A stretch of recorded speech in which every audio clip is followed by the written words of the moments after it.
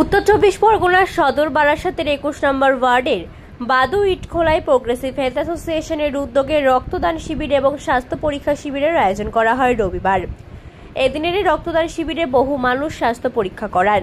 পাশাপাশি প্রায় 50 জন রক্তদাতা এদিন স্বেচ্ছায় রক্তদান করেন।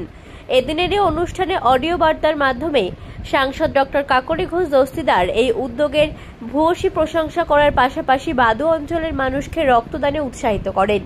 ছিলেন বারাসাত পুরসভার চেয়ারম্যান অশ্বনী মুখার্জি, বারাসাত সহ তৃণমূল কংগ্রেসের সভাপতি অরুণ ভৌমিক, বারাসাত পুরসভার 21 নম্বর ওয়ার্ডের কাউন্সিলর ডক্টর বিবর্তন সাহা, বারাসাত হাসপাতালের সুপার ডক্টর সুব্রত মণ্ডল, তৃণমূল নেতা তাপস দাশগুপ্ত, নন্দিতা ভৌমিক সহ বিশিষ্টরা।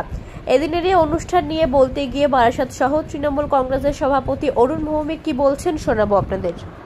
সেই বার্তাকে পাথেয় করে 21 নম্বর ওয়ার্ডের কাউন্সিলর তিনি দেখা গেল একজন দুস্থ মানুষের হাতে হুইল চেয়ার তুলে দিলেন, যিনি বিশেষভাবে সক্ষম। তার এই উদ্যোগটা কিভাবে দেখছেন? দেখুন, এটা আজকে এখানে 21 নম্বর ওয়ার্ডে হচ্ছে, বা ডাক্তারবাবু বিবর্তন শাহ তিনি তো এই ওয়ার্ডের কাউন্সিলর। আমরা প্রত্যেকটি ওয়ার্ডেও সংগঠনের পক্ষ থেকে আমরা কিন্তু এই ধরনের অনুষ্ঠান করে থাকি, বা কোথাও কোথাও এই ধরনের হুইল চেয়ার দেওয়ার ব্যবস্থা হয়।